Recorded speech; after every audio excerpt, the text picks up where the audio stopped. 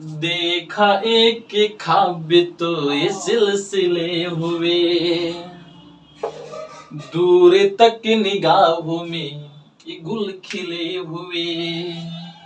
Hello student, welcome back to my channel JK physics में आप सभी का स्वागत है। और आइए आज के वीडियो में हम लोग जानेंगे कि एल आर सर्किट क्या होता है। यानी एक सर्किट में इंडक्टर लगा हो और रेसिस्टेंस लगा हो तो उसमें करंट का वैल्यू कैसे निकालते हैं, उसमें रेसिस्टेंस कितना होता है, इस तरह के प्रॉब्लम आज के वीडियो में हम लोग डिस्कस करेंगे। तो चलिए स्टार्ट करते हैं। मान लीजिए बच्चों कि यह एक इंडक्टर है और इसके साथ में एक रेसिस्टर लगा हुआ है और यह दोनों क्या है बच्चों, सीरीज में कनेक्टेड है। इंडक्टर का इंडक्टेंस एल और रेसिस्टर का रेसिस्टेंस आर है और दोनों एक AC voltage V equal to V nought sine omega t के साथ में जुड़ा हुआ है। ऐसे तो इस तरह के सर्किट को हम एल आर सर्किट कहते हैं। एल का मतलब इंडक्टर और आर का मतलब रेसिस्टेंस, यानी इंडक्टर रेसिस्टेंस सर्किट इसे बोलेंगे। अब आपका क्वेश्चन यह हो सकता है कि सर ठीक है कि हमने इंडक्टर को और रेसिस्टेंस को सीरीज में कनेक्ट किया और उससे अप्लाइड वोल्टेज को कनेक्ट कर दिया, तो इस सर्किट में करंट का वैल्यू कितना होगा। साथ ही साथ आप ये भी बता दीजिए कि जो करंट आएगा वह वोल्टेज से कितना आगे चलेगा आकि पीछे चलेगा। तो आइए बच्चों अब जानते हैं। हमने आपको पढ़ाया था कि यदि सर्किट में सिर्फ क्या जुड़ा हो, इंडक्टर जुड़ा हो, तो इंडक्टर में जो करंट फ्लो होता है वह क्या होता है बच्चों, करंट वोल्टेज से पाई बटे 2 से पीछे होता है। याद है वो सारी बातें? देखो हमने पढ़ा था ऐसे कि एक इंडक्टर है और यह जुड़ा हुआ है एसी वोल्टेज के साथ। V इक्वल टू था यहाँ पे V nought sine omega t और यहाँ पे एक इंडक्टर था। तो ऐसे बताए थे आपको, याद कीजिए। यह करंट का वैल्यू होता था और यहाँ पे वोल्टेज आगे होता था पाई बट्टे 2 से करंट के कंपेयर में। मतलब कि यहाँ पे VL, यहाँ पे जो वोल्टेज का वैल्यू आएगा यह वोल्टेज करंट से पाई बट्टा 2 से आगे होता है और करंट पीछे होता है। इतना आपको याद होना चाहिए। फिर हमने आपको यही बताया था कि अगर ओनली रेसिस्टर जुड़ा होगा सर्किट में वोल्टेज के साथ में, यह रेसिस्टर हो गया, तो यहाँ पे जो करंट फ्लो होता है वह करंट और वोल्टेज दोनों सेम फेज में होता है। मेरे प्यारे बच्चों इतना तो आपको याद रखना होगा कि जब सर्किट में सिर्फ रेसिस्टर जुड़ा हो तो वोल्टेज और करंट सेम फेज में होता है, मतलब कि साथ साथ चलता है। जहां जहां जाओगे वहीं वहीं हम भी जाएंगे, हम तो जाएंगे सनम तुझे भी ले जाएंगे। आपने सुना है कभी? देखिए मतलब कहने का यह हुआ कि करंट और वोल्टेज दोनों क्या करेगा बच्चों, साथ में चलता है। दोनों के बीच का फेज डिफरेंस 0 होता है। तो हम इससे एक कंबाइंड डायग्राम बनाए, फेजर डायग्राम बनाते। देखिए यहाँ पे फेजर डायग्राम, देखो कैसा बनेगा डायग्राम। यह है आपका फेजर डायग्राम। कैसा है तो देखो, मान लो कि इस पर करंट चल रहा है। कौन चल रहा है? करंट। यह करंट और करंट क्या होता है, रेसिस्टेंस वाला जो सर्किट होता है। मान लो कि यहाँ पे इसका पोटेंशियल डिफरेंस वी आर है, यहाँ पे वी एल है। ऐसे मान लेते हैं। तो जो इसमें करंट फ्लो करेगा उसको हमने मान लिया I। तो इस करंट का और इस वाला वोल्टेज का क्या होता है बच्चों, पाथ सेम होता है, उसके बीच में कोई भी फेज डिफरेंस नहीं होता है। तो इस पर करंट है तो इसी पर क्या होगा मेरे प्यारे बच्चों, VR होगा। फिर से सुनो, जिस पाथ पर करंट चलेगा उसी पाथ पर ना VR होता है, क्योंकि दोनों के बीच में फेज डिफरेंस 0 होता है। ओके भाई, VL जरा बताओ I से कितना से आगे था, π/2 से। तो π/2 से आगे बना देंगे ऐसे, यह क्या हो गया, VL हो गया। तो यहाँ पे VR हो गया, यहाँ पे VL हो गया, यह बन गया इसका फेज डिफरेंस। दोनों का रिजल्टेंट क्या देगा, V देगा। दैट मीन्स दोनों के रिजल्टेंट से हमको मिलेगा V का वैल्यू, ये वाला भी, क्योंकि यही भी मतलब पोटेंशियल डिफरेंस दोनों में डिस्ट्रीब्यूट हुआ है। तो इस दोनों को ऐड करेंगे तो बाद में हमको यही मिलेगा। तो कहेंगे कि VR और VL दोनों मिलकर के क्या देगा, हमें V देगा, मतलब कि रिजल्टेंट मिलेगा। क्लियर है? इसको मिला दो यहां से, ऐसा देखो एक ट्रायंगल बन रहा है। मान लो ये ट्रायंगल O है, यह A है और यह B है। इस ट्रायंगल को ध्यान से देखिएगा, लिखेंगे इन ट्रायंगल OAB में यह एक ट्रायंगल बन रहा है। अच्छा, यह मान लो कि दोनों के बीच का एंगल है, इसको हम फाई मान लेते हैं। अभी बताएंगे फाई क्या होता है। बताओ यह क्या है, रिजल्टेंट है, तो इसका स्क्वायर प्लस इसका स्क्वायर इक्वल टू किसका होगा, इसके स्क्वायर के बराबर। पाइथागोरस थ्योरम से पढ़े हो ना, पाइथागोरस थ्योरम। एक ट्रायंगल अगर 90 डिग्री का एंगल बनाता है तो बेस का स्क्वायर प्लस परपेंडिकुलर का स्क्वायर इक्वल टू कितना होता है, हाइपोटेनस का स्क्वायर होता है। तो यहां से हम कह सकते हैं मेरे प्यारे बच्चों, देखो O से A का स्क्वायर, O से A का स्क्वायर इक्वल टू O से B का स्क्वायर प्लस B से A का स्क्वायर। O से A का स्क्वायर मतलब V का स्क्वायर, O से B का स्क्वायर, O से B, यहां से यहां तक का डिस्टेंस कितना है, VR है, तो VR का स्क्वायर प्लस VL है तो ये भी कितना होगा, VL, तो कितना हो जाएगा, VL का स्क्वायर। मेरे प्यारे बच्चों, आपने पढ़ा था कि VL equal to I into XL। याद करो पीछे की बातें, याद है क्या? करंट I इंटू रेसिस्टेंस, इसको बोलते थे बच्चों रिएक्टेंस, इंडक्टिव रिएक्टेंस। दोनों को मल्टीप्लाई करते हैं तो भी निकल जाता है। और भी ऐसे R इक्वल टू कितना होता है, I इंटू रेसिस्टेंस होता है। इस दोनों वैल्यू को यहां पर रख लेंगे तो आ जाएगा V का square equal to I into R, इसका स्क्वायर प्लस यहाँ पे I इंटू XL का स्क्वायर। यहाँ पे दिख रहा है ना सबको? ओके, यहाँ देखो I का स्क्वायर हो जाएगा, I का स्क्वायर कॉमन कर लेंगे तो यहाँ से बचेगा V का स्क्वायर, यहाँ पे I का स्क्वायर कॉमन किए तो यह R का स्क्वायर और XL का स्क्वायर।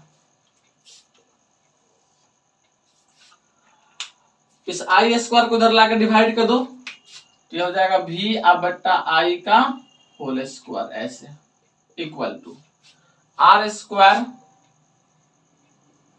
और XL का स्क्वायर। इतना होगा, इधर स्क्वायर है, इधर आएगा तो रूट में, तो V/I equal to root under R square plus XL का स्क्वायर होगा। अच्छा, आप लोगों ने पढ़ रखा है, क्या पढ़ा है, ओम्स लॉ, याद है? ओम्स लॉ क्या कहता है बउआ? According to Ohm's law. Ohm साहब बहुत चालाक थे, हर जगह अपना लॉ लगा दिए। देखो क्या कहता है, कहता है कि भी आ बट्टा आई को हम क्या बोलते हैं, रेसिस्टेंस कहते हैं। पोटेंशियल आ बट्टा करंट को क्या बोलेंगे, इसके रेशियो को रेसिस्टेंस कहेंगे। तो यहाँ पे भी बट्टा आई आ रहा है, तो ये पूरा क्वांटिटी क्या होगा, रेसिस्टेंस होगा। लेकिन किस सर्किट का, इस सर्किट का, एल आर सर्किट का। तो इस पूरे क्वांटिटी को मेरे प्यारे बच्चों बोलते हैं हम लोग रेसिस्टेंस। है क्या, ये रेसिस्टेंस ही है बच्चों, लेकिन एक दूसरे नाम से इसको पुकारते हैं। जैसे क्या होता है, शादी के पहले तक आदमी का एक नाम रहता है, और शादी जैसे होता है ना, तो शादी के बाद में ससुराल में दूसरा नाम लिखा हो जाता है। प्यार से लोग वहां पे कुछ और कहने लगता है। आप लोग को नहीं मालूम हो तो जान जाइए। तो देखिए, तो अभी क्या है कि है तो रेसिस्टेंस ही, लेकिन क्या है पहले जान जाओ कि है रेसिस्टेंस क्या है, यह resistance of L R circuit है, सर्किट। लेकिन मान लो कि यह ससुराल में गया, तो इसका एक प्यार से नाम रखा गया। क्या नाम रखा गया, तो इसको बोलते हैं मेरे प्यारे बच्चों, ध्यान से सुनो, impedance. Impedance, IMPEDANC, impedance of L R circuit बोलते हैं। अब बेचारा ससुराल गया तो उसका एक नया नाम रखा गया इम्पीडेंस। लेकिन किस सर्किट का, एल आर सर्किट का इम्पीडेंस। और इसको इंडिकेट करते हैं बच्चों जेड से। अब इसको जेड से इसको इंडिकेट किया गया, क्योंकि जहां ससुराल में गया तो इसका क्या हो गया, थोड़ा भाव बढ़ गया है तो वही चीज, है रेसिस्टेंस है, बस अब एल आर सर्किट का रेसिस्टेंस है, कुछ पावरफुल हो गया। दिख रहा है, दो गो सर्किट, एल भी है और आर भी है, तो थोड़ा पावरफुल हो गया। और पावरफुल हो गया तो इसका वैल्यू कितना हो गया, Z equal to L square, sorry R square plus X L का स्क्वायर। हम इसको चाहें तो ऐसे भी लिख सकते हैं मेरे प्यारे बच्चों। अच्छा दिख रहा है ना वहां पे, कंफर्म है, देख लो एक बार। ओके, एक्स एल का वैल्यू आपको याद था, देखो यहाँ पे X L equal to omega into L होता है। तो आप चाहो तो इसको ऐसे भी लिख सकते हो, Z equal to root under या R square plus omega square L square, ऐसे भी लिखा रहता है। और इसे क्या बोलेंगे, impedance of L R circuit. इसका यूनिट क्या होता है, तो आप मेरे प्यारे बच्चों पहले इसको एक बार फटाफट नोट कर लो, या आप स्क्रीनशॉट ले लो जल्दी से। चलो 1 2 एंड 3। ओके बच्चों, तो हमने क्या देखा कि जेड का वैल्यू कितना आया, Z equal to root under R square plus X L का स्क्वायर। आप omega square into L square भी लिख सकते हैं, लेकिन हम बार बार इसको एक्स एल के फॉर्म में लिखेंगे। ये छोटा सा एल है ऐसे सिंबल के रूप में। तो इसका एस आई यूनिट क्या होगा, जरा देखो। अच्छा यह है क्या, पढ़ते तो इसको इम्पीडेंस है, लेकिन है क्या, यह रेसिस्टेंस ही तो है। क्या है, रेसिस्टेंस। तो रेसिस्टेंस है तो क्या होगा, इसका यूनिट ओम होगा। भाई रेसिस्टेंस है तो रेसिस्टेंस का यूनिट क्या होगा, ओम ही तो होगा। एक बार क्वेश्चन में कंफ्यूज करने के लिए दे दिया था बच्चों महो, और कहा था कि इम्पीडेंस का यूनिट कौन सा होता है। बहुत सारे बच्चे टिक करके आ गए महो महो महो, और सब महो हो गए। तो क्या होगा इसका, एस आई यूनिट ओम होगा। क्लियर, क्योंकि यह रेसिस्टेंस है। तो इस तरह से यह फॉर्मूला कितना बन जाएगा, देखो भी बट्टा आई इक्वल टू कितना हो जाएगा, जेड होगा। भी बट्टा आई इक्वल टू कितना हो जाएगा, जेड हो जाएगा। तो मेरे प्यारे बच्चों यह आपका फॉर्मूला बन गया। यहां से आप चाहो तो करंट का वैल्यू निकाल सकते हो। देखो करंट इक्वल टू हो जाएगा भी बट्टे जेड। जेड का मान यहां से उठा कर रखोगे, V बट्टा जेड, करंट का मान निकल जाएगा। अब ये क्वेश्चन आता है आपके माइंड में कि सर ठीक है कि करंट का मान तो हम लोग निकाल लेंगे, क्योंकि V हमको दिया रहेगा, V का वैल्यू कितना होता है, V equal to V nought और साइन ओमेगा टी, और जेड का भी वैल्यू आप बता दिए हैं कि कितना होगा, root under R square plus X L का स्क्वायर होगा। एक्स एल का वैल्यू भी आपको मालूम है, ऐसे रूट अंडर आर स्क्वायर और या ओमेगा का स्क्वायर एल स्क्वायर, भाई X L equal to omega into L होता है, तो स्क्वायर करोगे तो ओमेगा का स्क्वायर और एल का स्क्वायर हो जाएगा, यह जेड का वैल्यू। तो यहां से जेड निकाल लोगे और भी आपको यहां से मिल जाएगा, वैल्यू पुट करोगे आंसर निकल जाएगा। तो मेरे प्यारे बच्चों जरा देखो, इतना तो हम लोग कर लेंगे, हमें निकालना है इसका फेज। करंट और वोल्टेज में कौन आगे चलेगा कौन पीछे चलेगा, ये हमको जानना है, और आगे और पीछे चल रहा है तो कितना से आगे जाएगा और कितना से पीछे जाएगा। तो आइए इसको भी समझ लेते हैं, जरा इस डायग्राम को देख के बताओ, यह क्या है बच्चों, अप्लाइड वोल्टेज है और यह क्या है, करंट है, क्या है, करंट। तो इसमें वोल्टेज और करंट में आगे कौन है, वोल्टेज है, और करंट क्या है, पीछे है ना, अप्लाइड वोल्टेज है, ये क्या है, करंट है, इस पे करंट चल रहा है। तो वोल्टेज आगे और करंट पीछे, लेकिन कितना से आगे वोल्टेज, तो फाई से आगे। तो हम कह सकते हैं यहाँ पे कि फाई क्या है, फेज डिफरेंस है, क्या है बच्चों, फेज डिफरेंस। और इसका वैल्यू कैसे निकालोगे, तो लिखोगे यहाँ पे 10 फाई, इस ट्रायंगल में देख लो, या ओ मान लो या ए मान लो या बी मान लो, जो भी है, इस ट्रायंगल में ओ ए बी में देखो, तो 10 फाई इक्वल टू चला आएगा ए बी अब बट्टा ओ से बी, एफ बी बट्टे O B, F B O B, सुनो जी। चलो A B, that means A B का वैल्यू कितना है, वी एल, तो रखते हैं यहाँ पे 10 phi equal to V L अब बट्टे ओ से बी यानी we are, A value.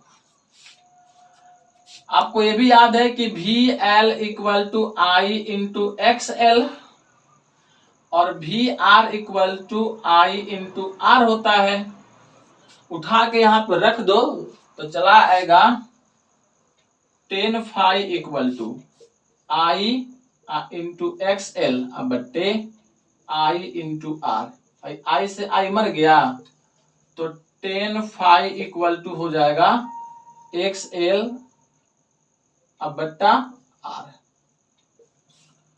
X L का मान कितना लिखेंगे यहाँ पे, but X L equal to omega into L, रख दो वैल्यू, तो यहां से चला आएगा बच्चों 10 phi equal to omega L अब बट्टे आर, यह, और फाई का मान यहां से निकाल लेंगे तो आ जाएगा 10 इनवर्स ओमेगा एल अब बट्टे रेसिस्टेंस। तो यह हो गया मेरे प्यारे बच्चों फेज डिफरेंस। आप चाहें तो इस फॉर्मूला को भी याद कर सकते हैं और इसके हेल्प से आप निकाल सकते हैं, और डायरेक्ट आप इतना भी याद करेंगे, phi equal to 10 inverse omega L बट्टा आर।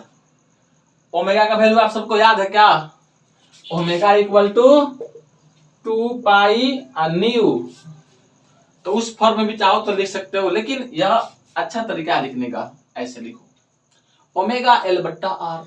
ओमेगा एल क्या है, ओमेगा फ्रीक्वेंसी है करंट का, एल क्या है जो इंडक्टर लगा हुआ है उसका इंडक्टेंस है, और आर क्या है रेसिस्टेंस है सर्किट का, जो रेसिस्टर लगा है उसका रेसिस्टेंस है।